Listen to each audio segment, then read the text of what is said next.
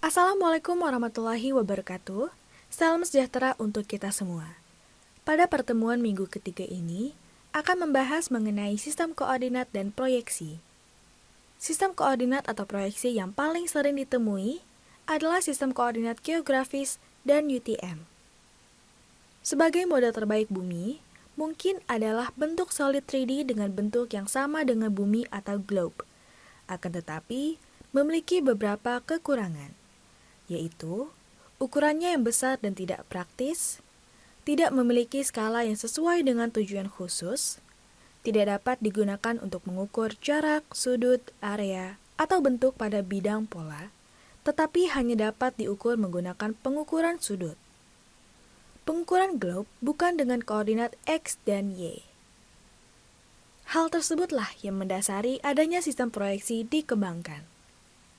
Proyeksi peta adalah kumpulan model matematikal yang mengubah koordinat latitud dan longitud menjadi koordinat planar atau kartesian, yaitu X dan Y.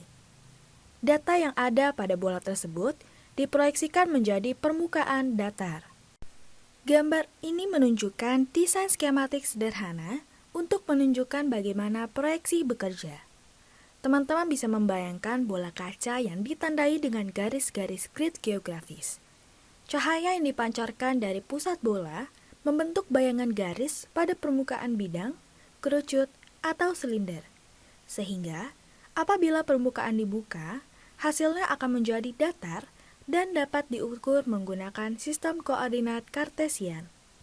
Seperti yang sudah dikatakan sebelumnya, sistem koordinat atau proyeksi yang paling sering ditemui adalah sistem koordinat geografis dan UTM. Berikut ini merupakan gambar sistem koordinat geografis. Untuk memudahkan dalam menentukan suatu letak wilayah bumi, maka dibagi dua buah garis, yaitu latitud atau garis lintang dan longitud atau garis bujur. Latitud atau garis lintang merupakan garis yang memotong bumi menjadi dua belahan, yaitu utara dan selatan. Dan di tengah-tengahnya disebut sebagai garis ekuator. Jika teman-teman lihat pada gambar, maka bumi bagian atas garis ekuator disebut sebagai lintang utara, dan bumi bagian bawah garis ekuator disebut lintang selatan.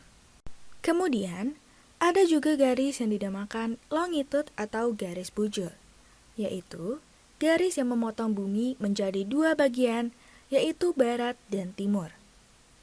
Pada bagian tengah pada garis disebut dengan prime meridian. Dari gambar tersebut, maka wilayah yang berada di sebelah kiri garis meridian disebut sebagai bujur barat, dan di sebelah kanannya disebut dengan bujur timur. Sistem koordinat UTM atau Universal Transverse Mercator digunakan untuk pembuatan peta skala besar. Pada sistem UTN, globe dibagi menjadi 60 zona, antara 84 derajat lintang selatan dan 84 lintang utara, sebagian besar sebesar 6 derajat. Setiap zona UTM memiliki meridian pusatnya sendiri dan merentang 3 derajat ke barat dan juga 3 derajat ke timur dari pusat zona. Koordinat X dan Y ditentukan dalam meter oleh konvensi. Zona di belahan bumi utara, titik pangkal X berada 500.000 meter di barat meridian pusat, sedangkan titik pangkal Y adalah ekuator. Untuk zona di belahan bumi selatan, titik pangkal X juga berada 500.000 meter di barat meridian pusat. Namun, titik pangkal Y adalah kutub selatan. Indonesia terbagi menjadi 9 zona, yaitu 46 pada Aceh, 47, 48, 49, 50, 51, 52, 53, dan 54 pada Papua. Sumbu Y dibagi menjadi 2 zona, yaitu zona S di sebelah selatan Khatulistiwa dan zona N di sebelah utara Khatulistiwa. Kira-kira, apakah teman-teman sudah tahu berada di zona mana? Datum. adalah kumpulan parameter dan titik kontrol yang melukiskan sistem koordinat lokal sebagai acuan dalam sistem proyeksi. Karena bentuk bumi yang lebih menyerupai bulat telur dan perbedaan ketebalan kerak bumi, maka terdapat datum yang mampu digunakan untuk keseluruhan lokasi di muka bumi, yaitu WGS 84. Selain itu, terdapat datum lokal untuk pengukuran yang lebih spesifik seperti NAD 27, karena WGS 84 tidak dapat menghitung variasi lokal. North American Datum of 1927 lebih sesuai dengan permukaan bumi di kuadran kiri atas pada persilangan bumi. Maka, apabila digunakan pada bagian bumi yang lain, akan menghasilkan kesalahan serius dalam perhitungan. Untuk materi pembelajaran pada minggu ketiga ini, silahkan teman-teman mengakses dan mengunduhnya pada link berikut ini. Selanjutnya, berikut ini merupakan contoh dari beberapa macam proyeksi. Yang pertama adalah sistem proyeksi Mercator dengan bentuk silinder, kecil, dan dapat ditampilkan dengan baik. Yang kedua adalah sistem proyeksi Miller dengan bentuk silinder juga, namun terdistorsi minimal antara garis lintang ke-45. Yang ketiga adalah sistem proyeksi Robinson dengan bentuk pseudo-silinder dan bentuk terdistorsi sangat rendah pada 45 derajat dari titik pangkal dan sepanjang ekuator. Yang keempat adalah sistem proyeksi ortografik, yaitu dengan bentuk distorsi minimal tingkat pusat. Yang kelima adalah sistem proyeksi Albers dengan bentuk kerucut. Dan yang keenam adalah sistem proyeksi Moll-White. ArcGIS mampu mendukung transformasi proyeksi data vektor dan data raster. Mungkin teman-teman memiliki data yang tersimpan tanpa adanya proyeksi. Maka, terdapat beberapa pilihan yang diambil untuk transformasi proyeksi berdasarkan dari data yang kalian simpan. Yaitu yang pertama, jika dataset yang disimpan berbeda dalam proyeksi yang berbeda pula, maka data tersebut hanya dapat menampilkan satu koordinat dan tidak akan saling menyatu atau tumpang tindih. Seperti halnya pada gambar yang pertama. Yang kedua, jika dataset yang disimpan berbeda, namun dalam proyeksi yang sama, maka data tersebut akan menampilkan proyeksi yang jelas dan gambar yang akan ditampilkan tumpang tindih, seperti pada gambar yang kedua. Berikut ini merupakan cara untuk retrifikasi peta, yaitu memasukkan koordinat pada peta. Pertama-tama, teman-teman harus membuka ArcMap terlebih dahulu. Kemudian setelah dibuka, teman-teman bisa mengatur proyeksi dari layernya terlebih dahulu. Jika ingin menggunakan sistem proyeksi geografis, maka pilih Geographic Coordinate System, lalu pilih World, dan pilih WGS 1984. Namun, jika teman-teman ingin menggunakan sistem proyeksi UTM, maka pilih Projected Coordinate System, lalu pilih folder UTM, kemudian pilih UTM, dan WGS 1984. Misalnya ingin memproyeksikan peta RBI Batu.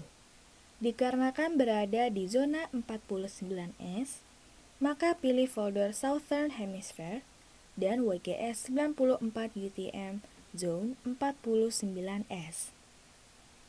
Jika sudah, teman-teman bisa menginput peta RBI-nya dengan klik Add Data, lalu pilih petanya. Jika saat menginput peta muncul kotak seperti ini, berarti peta tersebut belum memiliki koordinat, sehingga sebelum menggunakannya, maka dibutuhkan retrifikasi untuk menambahkan koordinatnya terlebih dahulu. Selanjutnya, aktifkan toolbar Geoprocessing terlebih dahulu. Jika sudah, klik Add Control Point. Akan ada tanda plus, maka teman-teman klik kiri pada setiap sudut peta yang memiliki koordinat hingga muncul tanda plus warna biru dan berangka. Kemudian klik kanan.